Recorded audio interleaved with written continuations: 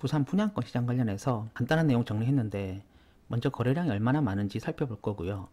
그 다음에 부산의 주요 아파트 몇 곳, 입주 시기에 거래량이 언제 많았는지 이런 내용들 좀 정리해 보도록 하겠습니다. 먼저 부산의 전체 분양권 거래량 데이터입니다. 2023년 1월부터 최근까지 결과를 보여주고 있고요. 주로 보면 150건에서 200건 정도 꾸준한 기간 거래되는 모습을 보입니다. 부산의 아파트 매매 거래량하고 차이점이라면 아파트 매매 거래량은 23년보다는 24년이 많고 24년보다는 25년이 많은 추세인데 분양권 거래량은 아파트 매매 거래량의 추세와는 조금 다른 모습입니다. 150건에서 200건 사이에서 이루어지는 모습이고 전반적인 추세는 조금씩 내려오는 모습입니다.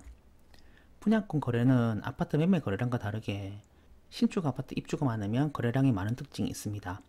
그래서 우리가 시장의 전반적인 흐름을 볼 때 아파트 거래량은 상당히 좋은 지표가 될 수 있는데 분양권 거래량은 시장과 조금 별개로 움직일 수 있어서 이런 부분에 유의할 필요가 있고요.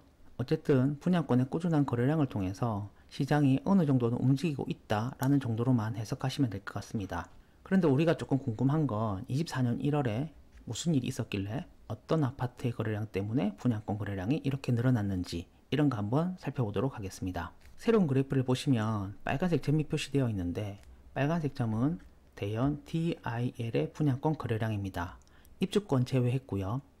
거래 취소권도 다 제외하고 실제 거래된 건들만 기록했는데 24년 1월을 보시면 대연 DIL의 거래량이 250건 이상 거래된 모습입니다. 특이하게 많았던 거래량의 절반 이상이 대연 DIL의 분양권 거래였고 이렇게 대연 DIL의 거래량이 늘어난 이유는 전매 제한이 24년 1월에 풀려서 매매 거래가 가능했기 때문입니다. 그 이후로 대연 DIL의 거래량이 급격히 줄어드는 모습 볼 수 있고요. 비록 이 시기와 비교했을 때 거래량이 적은 것처럼 보이지만 이때가 비정상적으로 많았던 시기라고 보시면 될 것 같고 전체적인 부산의 분양권 거래량을 놓고 봤을 때 대연 DIL의 거래량은 좀 꾸준한 편입니다. 이 그림에서는 대연 DIL의 분양권 거래량이 특이하게 많았던 시기를 가지고 이야기를 했는데 입주 시기가 다가오면서 부산의 주요 아파트 몇 곳 분양권 거래량이 어떻게 변했는지 이런 걸 다시 한번 정리해 보도록 하겠습니다. 이 그래프를 보시면 붉은색 점으로 희미하게 표시되어 있는 점이 앞서 살펴봤던 대연 DIL의 분양권 거래량입니다. 그리고 새롭게 표시된 파란색은 거제 레이 카운티의 분양권 거래량입니다. 거제 레이 카운티는 23년 11월부터 입주가 시작됐는데 입주 시기가 다가오면서 조금씩 거래량이 늘어나는 모습을 보이고요. 입주가 끝나고 나서 4, 5개월이 지나고 나면 더 이상 분양권 거래가 이루어지지 않는 모습을 확인할 수 있습니다. 대연 DIL이 입주 시기가 아님에도 불구하고 레이 카운티만큼 이 시기에 거래량이 많았던 걸 보면 그 선호도가 어떤지 또는 사람들이 투자 가치를 어떻게 느끼는지 생각해 볼 수 있고요. 그런데 투자 가치가 높다는 것이 절대적으로 가격이 높다는 것하고는 또 조금 다른 문제입니다. 거래량이 많은 경우에는 간혹 실거주 선호도가 높거나 또는 가격이 합리적일 경우에도 절대적인 가격과 다르게 거래량은 늘어날 수 있고요. 이 시기에 레이 카운티의 거래량만큼 대연 DIL의 거래량이 많다고 해서 두 아파트의 가격의 가치를 같다고 보시면 안 돼요. 그저 우리가 이 그래프에서 확인할 수 있는 내용은 대연 DIL의 선호도가 상당히 높다는 겁니다. 물론 이 거래량이 실거주에 의한 것일 수도 있고 투자에 의한 수요일 수도 있습니다. 그게 어떤 것인지도 사실 확인하기는 힘들고요. 24년 이후에서 실거주자들이 선택할 수 있는 선택지가 별로 없는 상황에서 대연 DIL의 선호도가 상당히 높은 건 사실입니다. 앞서서 레이 카운티의 분양권 거래량을 파란색 점으로 표시했다고 말씀드렸는데 새롭게 등장한 표시는 레미안 포레스티지입니다. 온천 4구역 재개발 사업으로 2024년 9월부터 입주를 시작했습니다.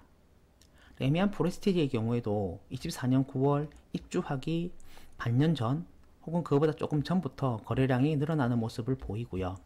입주 시기가 끝나고 나면 거래량이 급격히 줄어드는 모습을 보입니다.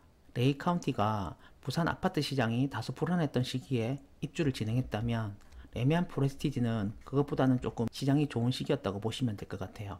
금리도 23년에 비해서는 조금은 낮은 수준이었고 그러다 보니까 전반적인 거래량이 거제 레이 카운티보다는 레미안 포레스티지가 좀 많은 편입니다. 여기에서 거래량 역시 그 아파트의 가격과 비례한다고 보시면 안 되고요. 입주 시기의 시장의 상황에 따라서 거래량이 많을 수도 있고 적을 수도 있다. 이런 부분을 감안하셔서 각 아파트의 가치를 상대 비교하셔야 됩니다. 마지막으로 올해 초에 입주한 양정자이의 분양권 거래량도 정리하였습니다. 양정자이의 거래량은 검은색 점으로 표시를 했고요. 양정자이 역시 입주하는 시기에 거래량이 많이 늘어나는 모습을 보입니다. 거래 시작은 주로 5, 6개월 전, 6, 7개월 전부터 시작이 되고요.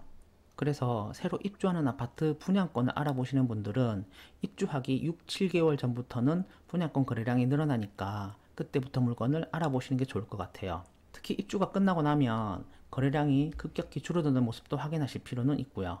간혹 입주 시기에 분양권 가격이 떨어지는 건 아닌가 하고 기다리시는 분들이 많으신데, 입주 시기에 분양권 가격이 오를지 내릴지는 시장 상황에 따라서 많이 달라집니다.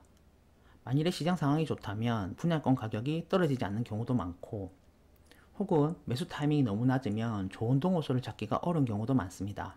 반면에 시장이 계속 침체 국면에 있다 하면 잔금을 못 치는 세대에 의한 급매 물건이 나올 수 있기 때문에 입주 시기가 좋은 매수 타이밍이 될 수도 있지만, 주로 상품이 좋거나 시장이 크게 흔들리지 않는다면 입주 시기에 급매 물건을 찾는 게 쉽지는 않습니다. 특히 부산의 경우에 향후 입주 물량이 많이 빠지기 때문에 분양권 매수 타이밍 잡는데 도움이 될 수 있을 것 같습니다. 이번 주 일요일에 부산 아파트 투자 지도라는 강의를 진행합니다. 부산 아파트 A, B, C, D 급지 구분도 해드리고요.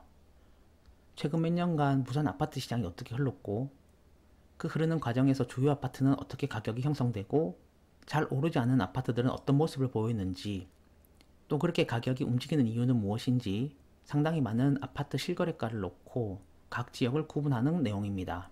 강의 일정은 8월 17일 일요일 오전 10시부터 대략 3시간 정도 진행할 예정이고요. 강의 장소는 부산 경매 전문 학원입니다. 강의 신청 방식과 강의 진행과 관련된 자세한 내용이 블로그에 적혀 있습니다.